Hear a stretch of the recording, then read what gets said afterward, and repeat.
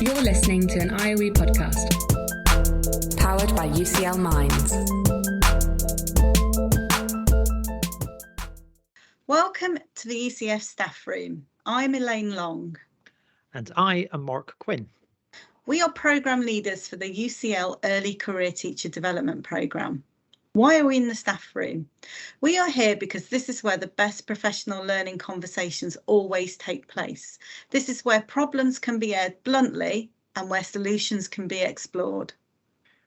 Over the course of this series, we will hear the voices of different colleagues as they come into the ECF staff room. We will hear from early career teachers themselves and from the mentors and induction tutors who support them. We will talk about all things ECF, the challenges and the joys. So why don't you enjoy a coffee with us, perhaps even grab a biscuit and sit down to half an hour of ECF staff room chat.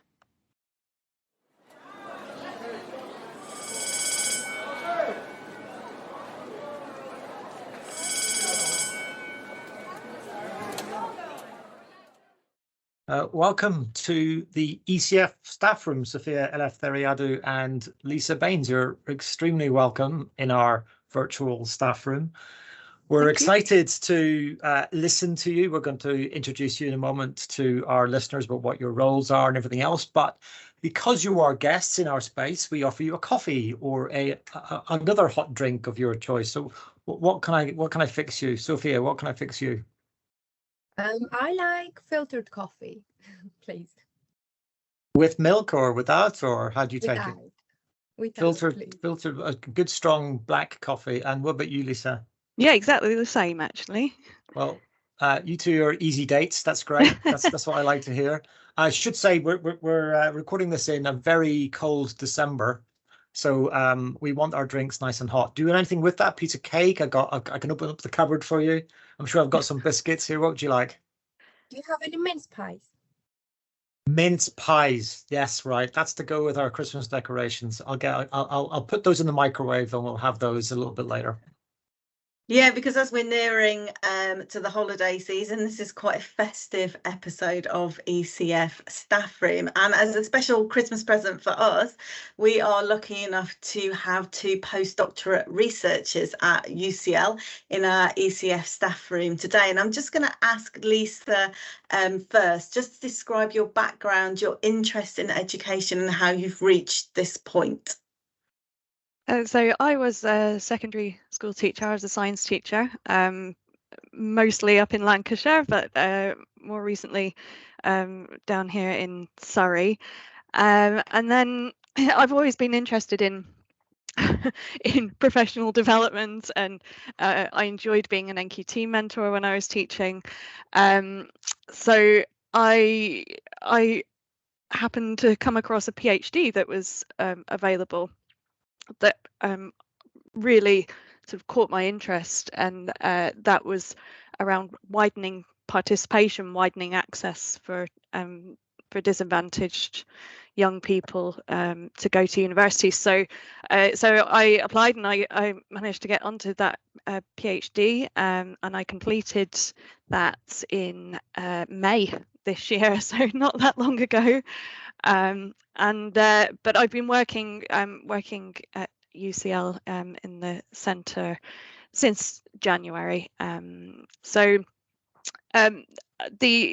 background is psychology. My undergraduate degree is psychology. My PhD is psychology PhD. So I'm really interested in some of the sort of personal dispositions, the self-efficacy of teachers, and how that contributes to their well-being, all those sorts of sort of individual factors that are influenced by the surroundings, the context that the teachers are in, and that contribute to how they teach and what decisions they want to take around their teaching career as well. So that's the sort of path that's led me to our current research.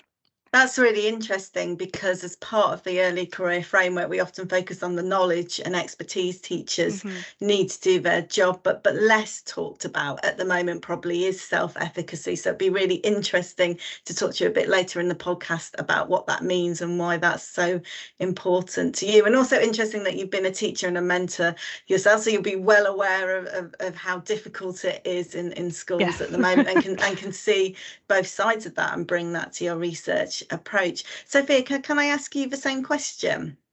Yeah, sure.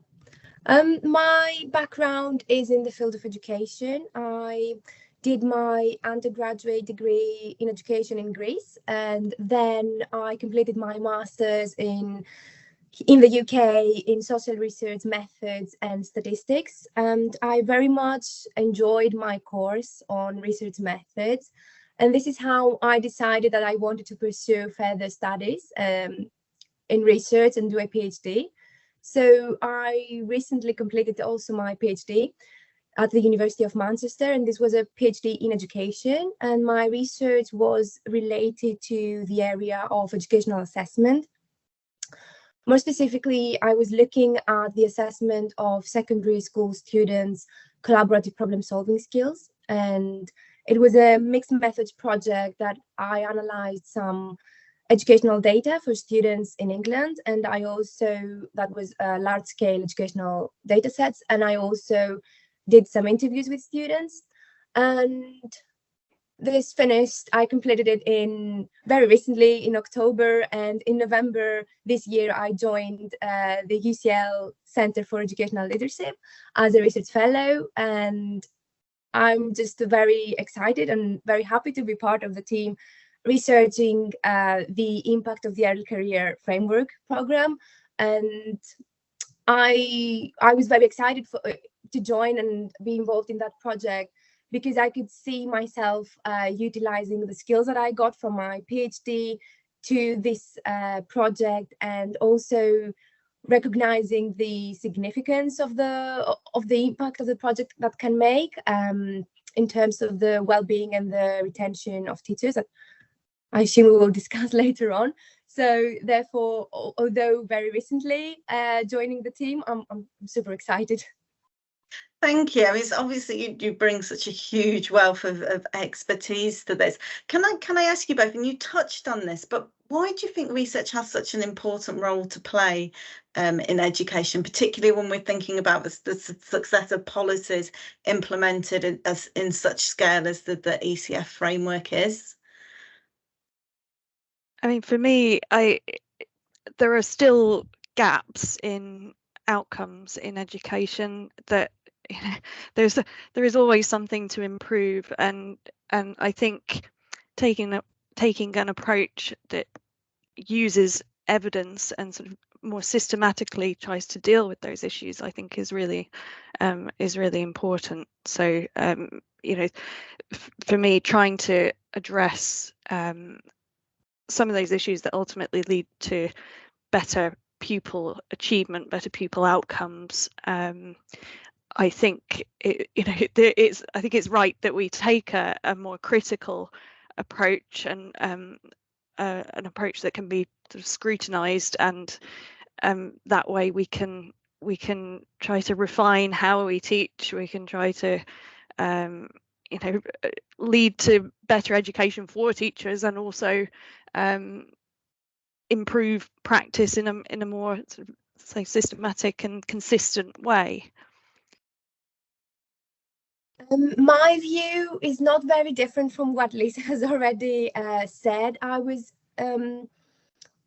just going to add that I think research has a very important role to play in education, because it gives us the evidence that will help us then form any recommendations or guide any decisions for educational policy or practice. And that's why I think it's very important.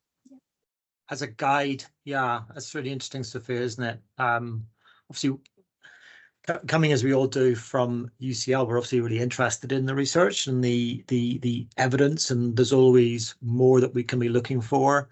And obviously, we're talking here about the Early Career Framework as a framework to guide teachers in how they might teach and how they learn how to teach. But it is interesting, isn't it, that we think about research not as a rule book about, well, we found these things from research, therefore you must teach in this way. It's always mediated, isn't it, through the individual, through the teacher actually standing in front of the classroom with the students that they've got to work with. That research, that the best we can hope for research is to have really, well-informed guidance rather than here is a set of instructions that you need to follow. Would you agree with that? Would that be definitely, yes. I was very fast to interrupt you there because I completely, I agree. And I didn't mean to say it in a way that there's one rule fits for all and this is the best way of doing things, rather than, as you said, the well-informed decisions that we can make based on evidence. And also these can also be context sensitive, so it doesn't have to be the same for everybody or for every school. If we talk about teacher practices and evidence relating to the teacher practice, and so context is king here, isn't it? And I think we can get to the actual project that the two of you are working on, because you're investigating the context in which teachers are working and the impacts that might have upon what they can learn from the professional development program, which is the early career framework program they're doing with us. So can you, maybe I'll go to you, Lisa, first. Can you just explain what the project is, what you've managed to, what your methodology has been so far, what who we've reached out to so far on the project? So the project, in a nutshell, is a 4-year longitudinal evaluation, or research rather, into the UCL-led ECF program. So that involves not just the ECTs, but it also involves the mentors as well. And we're taking a mixed methods approach to this research. So we have several layers to the project, and some of that is more quantitative and survey based, and looking at database information, which Sophia will perhaps talk about a little bit later. But we also have some more qualitative aspects to the research as well. So we will be interviewing teachers and mentors, and we'll also be conducting some case studies of particular schools. So we are taking that approach because I think in synthesizing the quantitative and the qualitative together, we can look at the hard data of who's staying in teaching, who's moving schools, who's leaving, but we can also then really explore why they're making those decisions. So what we're really interested in, and that goes back to your comment, Mark, about context being king, it absolutely is, and that is actually a research gap that we are addressing with this project, because we want to know that not just the sort of individual factors, but also the school level factors, the program level factors, the individual dispositions of teachers, but also the school contexts as well. So not just the phase of the school, or the size, or the the type of school. We're interested in the organization of the school, the culture, the leadership. So all of these different factors come together to then influence the well-being and the efficacy, and then ultimately the retention pathways of teachers. So our project really is about trying to drill down in more detail about how these factors are all coming together, working with the program, because if we can think of it a bit like a nest, we have the individual teacher who's taking part in the program, but then they're experiencing the program within the context of their school, within the context of their maybe a wider trust, but also then you could drill down into the really more individual dispositions that might influence how they sort of interact with the program and how they then use that in their teaching. So we're building quite complex models, or working towards doing that, to really try to understand in detail about how this ECF program will influence the teaching practice and their retention decisions, and doing that over a period of time. And yeah, I was just going to ask one more thing about the methods there, Lisa and Sophia. We've got a large number of participants on our program, and I can just say something, just because obviously numbers matter here, don't they? Because they do. So what how many people have you spoken to? How many people are responding? Because people listening to this podcast will be amongst the people who have responded to you. They will. We're so grateful for the number of people that have responded. So our survey element, which is what I'm more focused on at the moment, and I'll hand over to Sophia in a second to talk about the database element of the research. But in terms of the survey, we've had over 1,700 mentors and ECTs fill in our survey. So we're really grateful that we've had that level of engagement. And obviously we hope to keep in touch with all of those teachers and mentors, because that's the crucial bit. Is we don't just want a snapshot, we want to understand what's happening over time. So we really hope that those people who completed the survey will carry on with us and sort of share their experiences with us over the long term. And we'll also be picking up then our second year, phrase it correctly, our second group of first year ECTs. So they will be completing their first year of the program in the summer, and we hope to be able to contact as many of those as possible as well. So we're trying to build a big picture, but we also have the larger cohort, the whole group of the 12,000 ECTs and mentors. So I'll hand over to Sophia to talk about the database element of the research, which is really sort of underpins everything. Okay, thank you, Lisa. So we are looking at building our database that can help us track the early career teachers and mentors, and therefore be able to explore the teacher retention trajectories over time. And we are able to do that because we have such a large number of participants in the UCL-led Early Career Framework program. And this is possible to do by using the unique school IDs of the early career teachers involved in the program each year. And it gives us this opportunity to track their mobility and their career pathways. And for example, we can see, and we're very interested in looking at if teachers are leaving from their schools or if they're moving schools. And we are very much interested in looking more closely at the type of schools and areas that they are more likely to keep teachers or are more likely to lose teachers. And to achieve that, we are matching our database to the national school databases and have information about the contextual characteristics of the schools.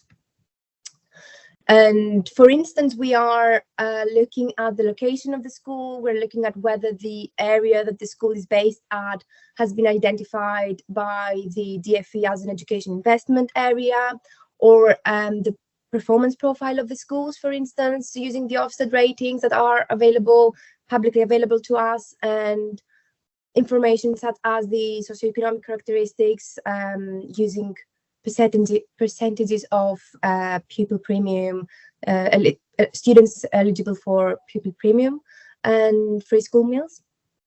Thanks, that sounds really interesting, and obviously it's a longitudinal study for very good reasons, and I know that your early findings are very, very tentative, but would you just be able to summarise for us what some of your early findings have been? I can start very briefly with the bigger picture, which is the 12,000, the database, and perhaps, Lisa, you can say a bit more about the survey. Yeah. And we have just conducted some initial analysis and looked at the numbers of teachers who have withdrawn or deferred from the Early Career Framework program in June as compared to November this year, and we saw low numbers of teachers leaving, which seemed to match with the intentions indicated by the teachers on the survey. And the most common reason for early career teachers to withdraw from the program in November was moving to a different school. And this is very interesting finding, because we can follow that up and investigate further if there are any patterns in the movement of the teachers, and whether they can tell us something about the types, as I said, the types of areas or the type of schools that teachers are leaving from or they're going to. So these are the next steps that we will be pursuing as we follow them over the years, and we get more information about them as we go on with the project. And the survey data was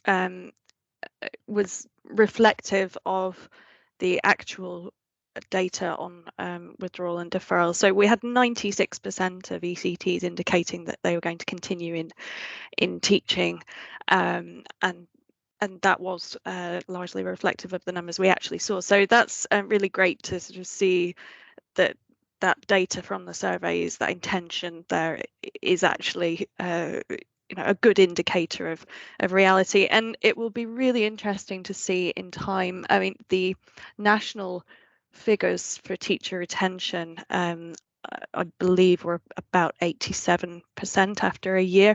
For the previous year's trainees under the old framework. So it will be really interesting to see the national figures for our year one ECF participants, and see how that matches up. But that's a really sort of strong indicator that we've got good retention in our program. And the survey data is we are building our models, which will take some time. But what we've done initially is looked at the descriptive data. So we've looked at sort of percentages, responses, and sort of got just a broad stroke view of what the ECTs and mentors are saying. And it's really encouraging that the ECTs taking part in the programme are feeling across, if we take the teacher standards as a sort of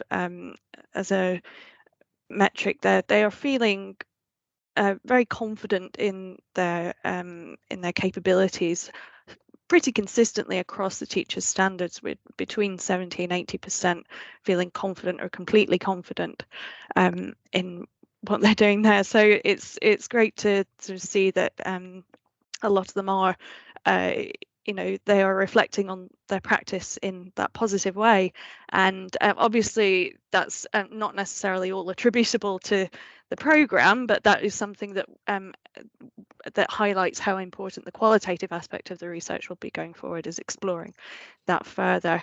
And another sort of standout, which we think is really, really important, is highlighting the role of the mentor. We asked the ECTs about each of the learning strategies in the programme, and the most valuable component of this is the mentoring to the ECTs.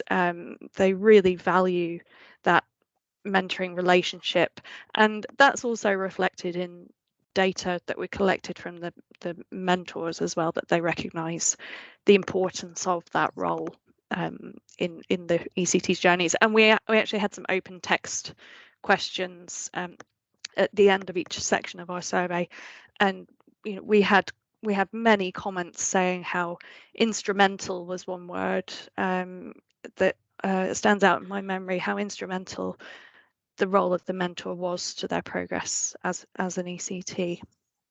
Thanks, Lisa. You mentioned earlier that it was like a nest, and that was a really compelling metaphor for me, actually, with the ECT at the centre of that nest. And you also talk about your background in psychology and the importance of self-efficacy and those dispositions in teachers. Do you see any links between that and mentoring being the highest input in the programme? Well, that is something that we don't have an answer to yet, because that's something, when we build our theoretical model, we are bringing in all of these factors. So we will be looking at how the ECTs have rated the mentoring in terms of the importance to their learning. And then, we will also be bringing in measures of their self-efficacy, of their job satisfaction, of their resilience in teaching. And then all of these things sort of feed in to the teachers' well-being and their feelings of how effective they are as a teacher, and then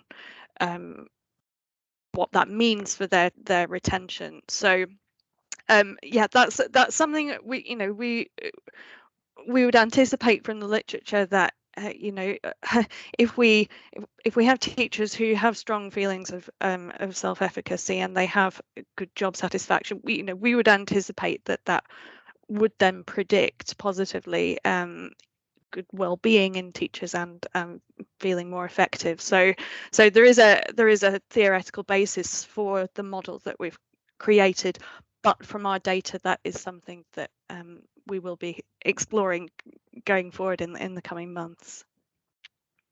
Just picking up the issue here of mentoring itself, and how delighted our ECTs are to have a mentor working with them on the basis of the ECF on a very regular basis, mentors who are themselves skilled and becoming more skilled, hopefully, as they go through the program. But we also do hear, don't we? We hear nationally in the press, we hear it in some of the feedback that we get, that mentors are under a lot of strain. They're very time pressured. Our mentors, I think, in fact, some of the, Sophie, you might come into this in answer this.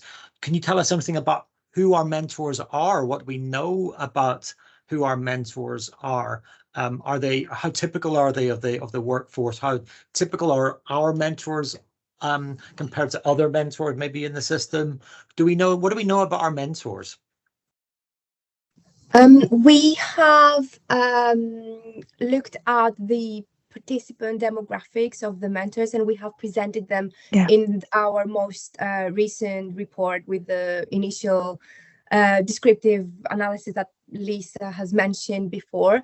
So in there, we try to present a picture of the early career teachers as well as the mentors compared to the national statistics that we have on the demographics of those two groups.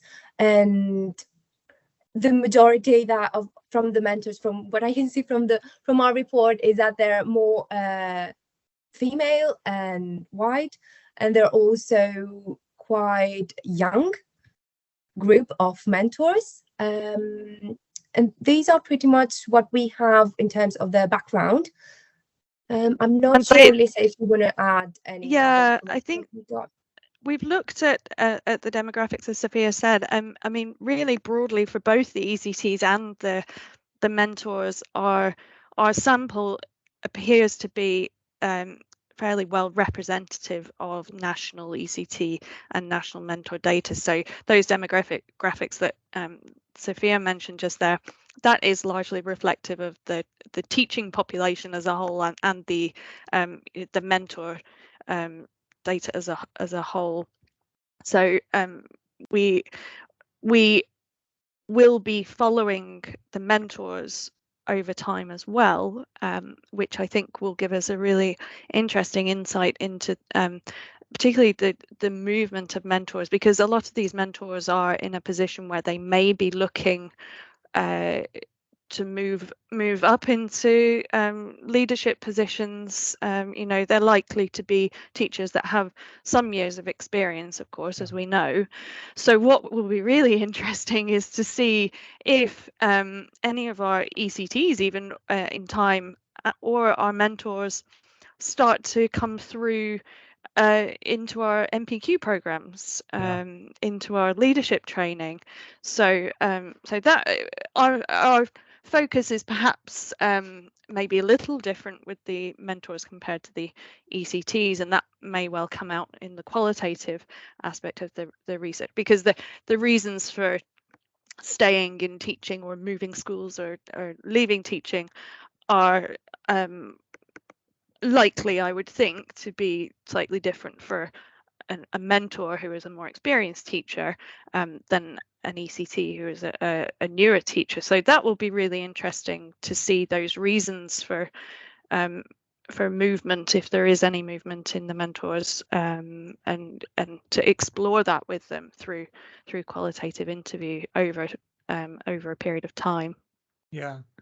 Elaine, you know something about this as well, don't you? You've been looking a lot at our end of module completion reports and the feedback that we get from our ECTs and our mentors, and also we're able to profile somewhat who those people are, who our mentors are, for example. You know, so we know, don't we, that some of them are really experienced in mentoring, have been you know, mentoring maybe for more than 5 years. We might speculate that they might be slightly older members of the staff room. Will also, I guess, they would also have multiple roles within the school, we can presume. Do you have anything, Elaine, yourself, that you might recall from some recent end of module reports that we've had about our mentors and our ECTs and who they are? Yeah, I think interestingly, we tend to find that they've generally got a higher level of years in teaching, particularly with the UCL program, and that's interesting. I don't know why that is, but we have tended to notice that in the profile of our mentoring, and you know, like you, Lisa and Sophia, consistently mentoring is always the highest input in terms of impact of the professional learning of ECTs. It's so highly valued by ECTs, yet at the same time we consistently see this tension between something that's so high valued and the lack of capacity for mentors to provide it, and I think that's something we've really got to wrestle with in terms of professional learning. And I think there's a question there. If this is so important and there's evidence that this is having such a big impact,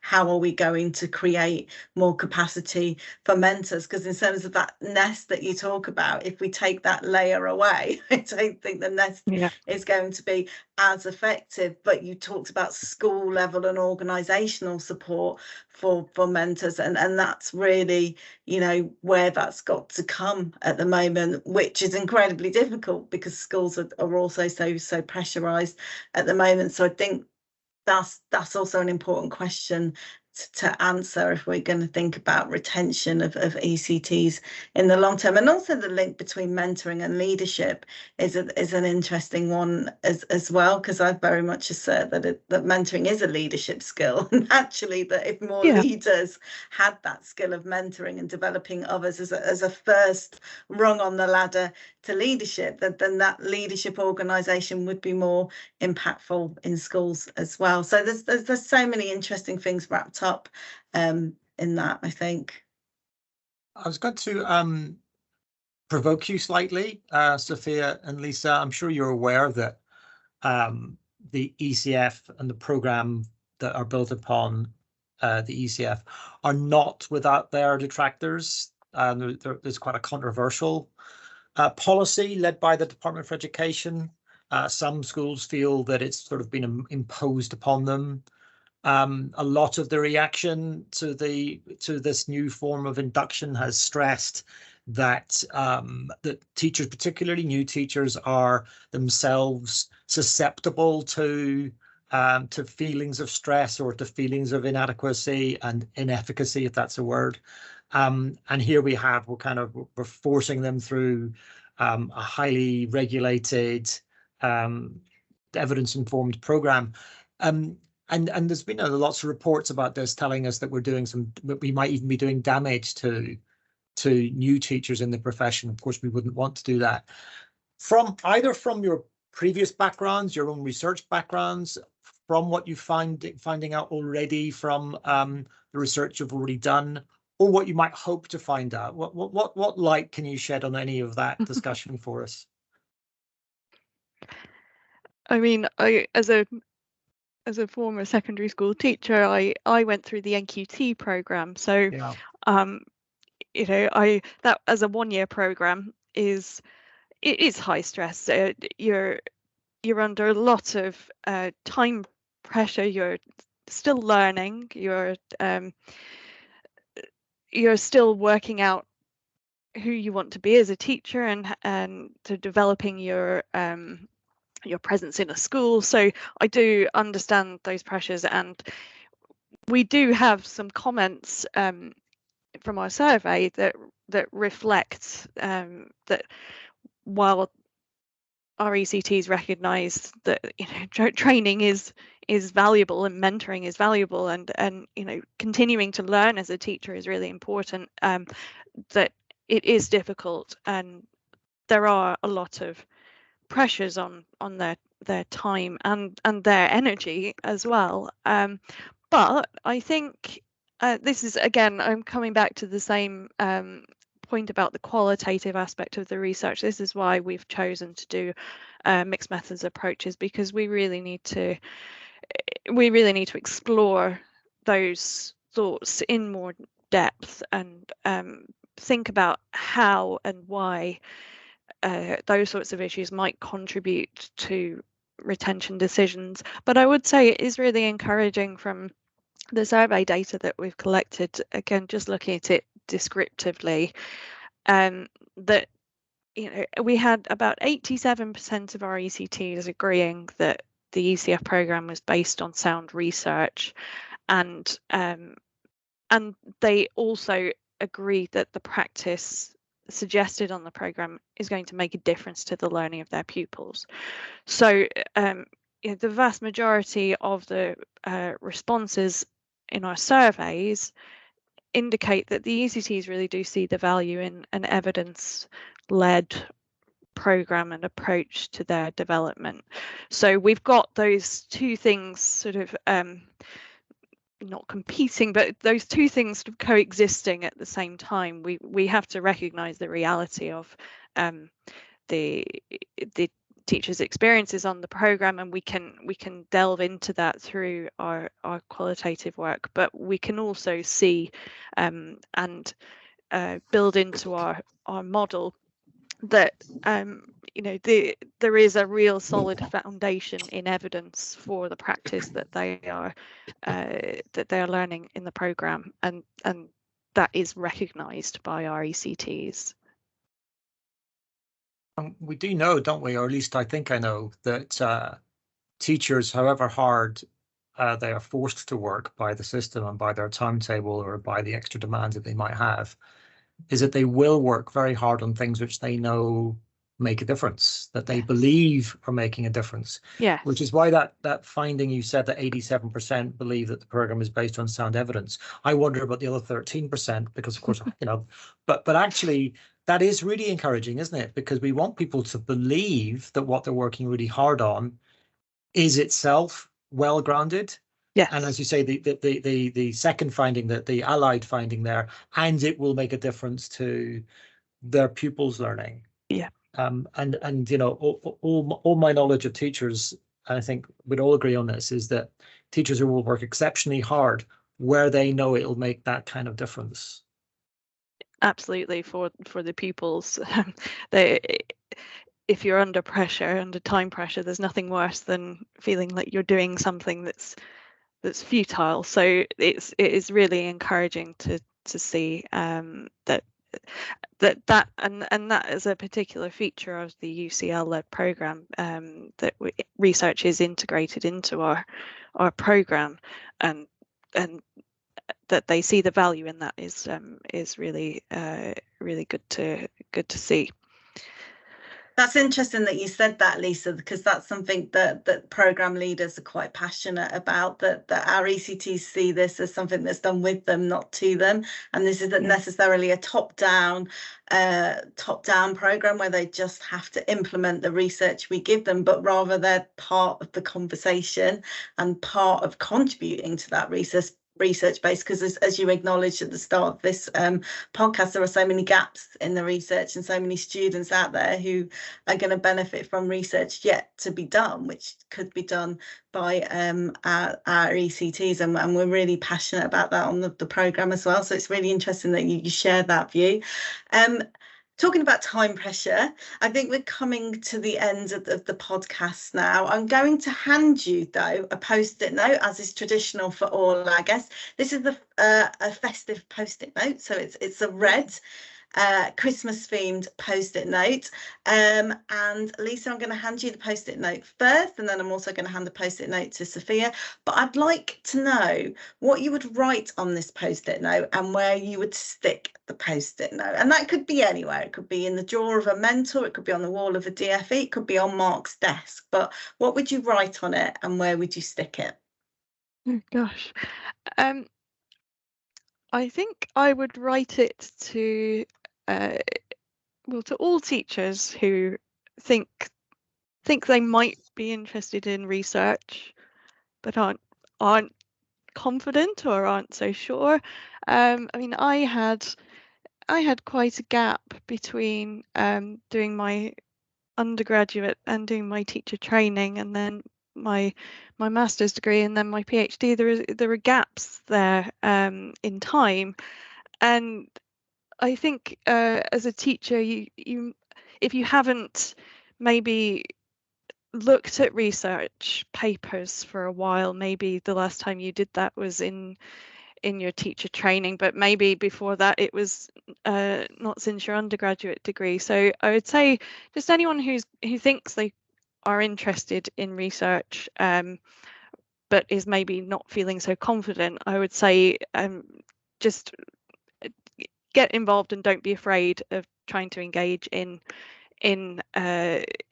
literature and in maybe trying to think about what ideas you might like to explore in research further, because I think it's really important that, I think as you were saying before, like that, that teachers are active participants in building our research base in, education research sprawls across a whole mass of themes and ideas, so there's bound to be a niche in there somewhere that you can get involved in. So yeah, I would say don't be afraid to get engaged and involved in research if you're interested. That's a great one. So we're going to stick that in staff rooms all across the country. Don't be afraid to get involved and be part of the conversation, because we need you. We need you to be part of this conversation. Sophia, here is your festive post-it note. What are you going to write on it and where will you stick it?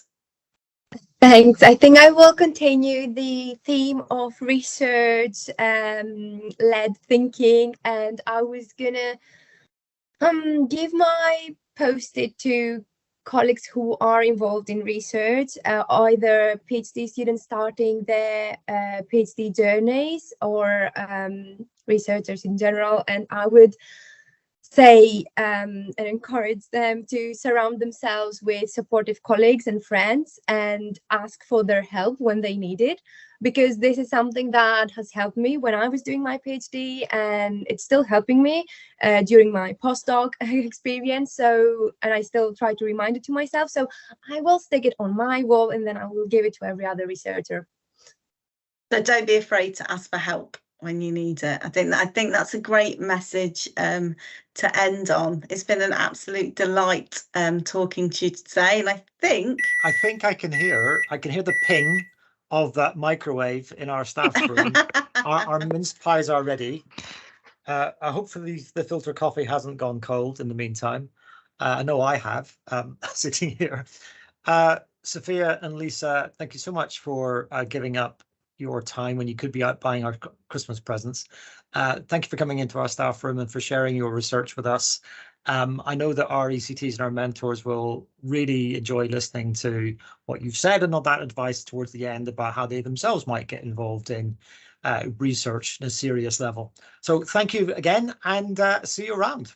Thank you for having us. Thank you for having us. Our thanks go to Sofia Eleftheriadou and Lisa Baines, who are postdoc researchers at UCL, for sharing coffee and mince pies with us this week in the ECF staff room. Please do get in touch with us if you would like to talk about your ECF experience. We especially want to hear from a range of voices.